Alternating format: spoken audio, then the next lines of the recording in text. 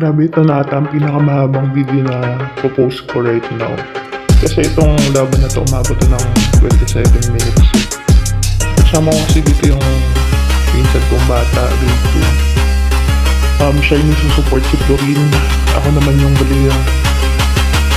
Ang hirap nitong early game namin kasi sobrang disadvantage namin. Ang kalaban namin kasi Estes Alpha board. Tapos meron pang Samus at saka yung Danger. Malalawak talaga yung range. At ito, ayan, ang kulit ng Alpha. Talagang gusto kong bigyan yung gold pero hindi ko maisahan. Yung Alpha nag-try ditong umagaw sa amin sa turtle kaso napatay siya ni Balmond. Ang problema namin dito, mahina rometri itong core namin. Talagang kill talaga yung gusto niya.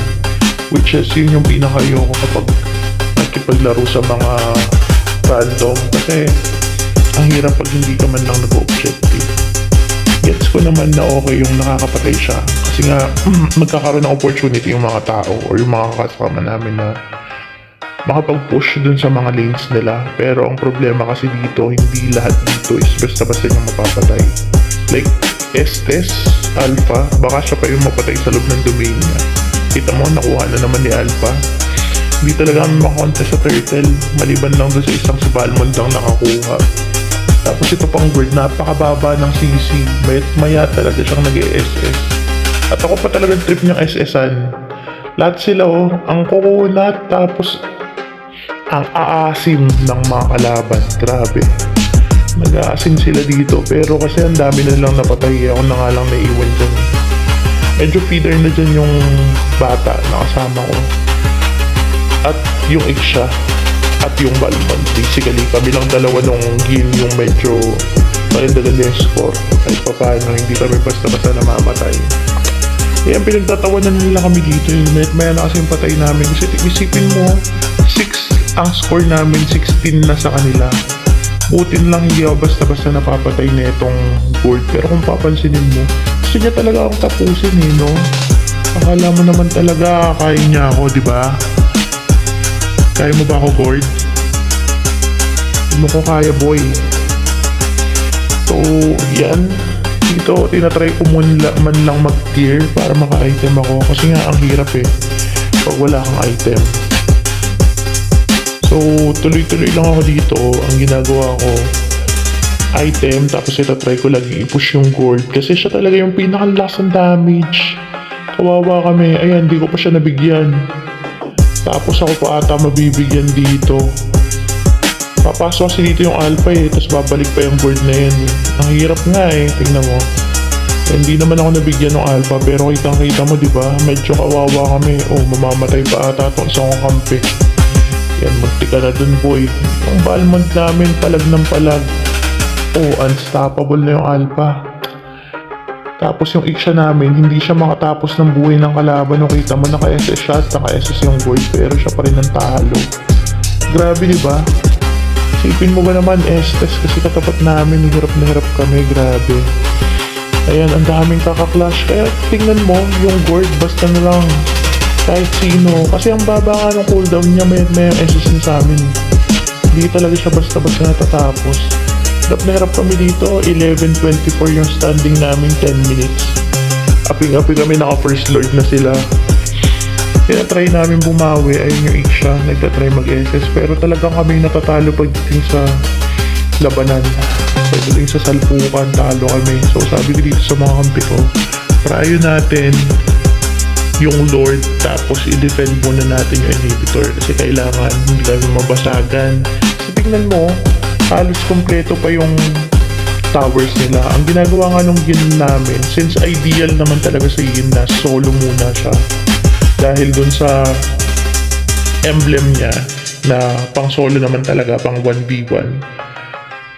Nagsa-segue na lang siya. So dito mapupush yung first tower. At tingnan mo naman, inaaway kami ng Alpha. Grabe daw kami makaharap.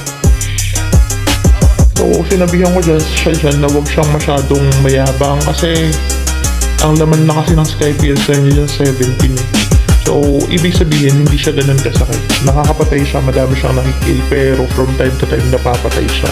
So, nababawasan ng 30% yung Skypiercer niya. Kaya hindi siya nakakaipon masyado.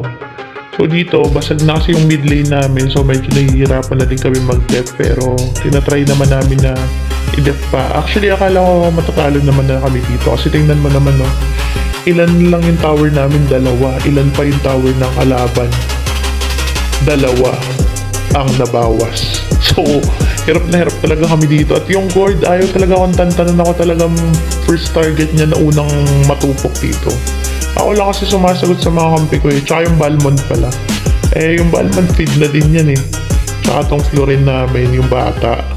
Feed na yung mga yan. So dito, palatalo namin sila sa clash. So kahit pa paano medyo makakabawi-bawi kami. Ang matitira lang dito yung Ranger eh. So priority na nila mag-lord dito. Talagang nag-objective na sila. Ang ginawa ko, tinry kong habulin yung Ranger para lang hindi siya makakontest. Sabay clear kasi wala akong flicker. Nag-flicker siya, hindi siya napatay. So, priority lang talaga namin dito yung objective. Pagkatapos niyan, nakita ko yung Ranger, papunta pa yun sa Lord eh. Apple pa yun dun eh. So, inunahan ko na siya. Siya nang tinapos ko. Siya nang ginawa kong alay. Tsaka para mabawasan yung Sky Piercer niya kasi mataas na din yung Sky Piercer niya dyan eh. Medyo masakit na din siya. So, dito nakuha namin yung Lord. Finally, naka-objective kami ng maganda-ganda. At yung Balmond na naman ang naka-objective, hindi yung core. Kaso, nabawian din kaagad kami. Ang bilis namin kinarma. Yung Granger galit na galit sa akin porket naisahan ko siya kanina eh. No? Mahabol siya para bawiin yung Sky Piercer niya. Kaso siya yung nabigyan. Sabi ko dito sa Granger, sige mahabol ka pa Granger. Hindi ka makaka-Sky Piercer sa akin. Kasi nga yun lang naman yung goal ko eh. Hindi sila maging magsakit. So, ang ginawa namin dito, inisa-isa muna namin sila kasi kasama namin umikot yung yun eh. Nabigyan namin dito yung Tamos at saka itong Ranger. So, lalong hindi sila naka-isa, diba? Eh, may Lord na ulit dito. So, ang ginawa ko dito, inuna ko na talaga yung Gord para hindi na siya makalayo. Kasi ang lawak din ng range na ito, tsaka pampagulo to eh. Basta mapatay ko lang yung Gord, masaya na ako. Kaso, Apple dito yung Alpha eh, no? Tinipihan pa niya na ako eh. Nagmamagaling yan eh, oh. Diba? Diba? Akala mo talaga eh, no? So, dito, akala ko makuha na nila yung Lord. Kaso, nabuhay kasi kagad yung yin namin kaya yung Alpha umuwi. Siyempre, ayaw niyang mapagtulungan siya nung ano eh, mapasok siya sa domain ng yin eh. Tapos dito, nakuha namin yung Lord.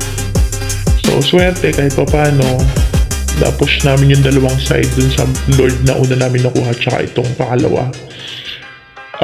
Yung gitna na lang nila yung may tower. So, dalawang tower na lang kami. Yung sa amin, dalawang side yung kanila, dalawa sa gitna. Kaso yan, dinadiretso na namin sila. Inantay ko talagang message yung Alpha dyan eh. Saka ako siya binigyan gamit ang aking SS. So ano Alpha?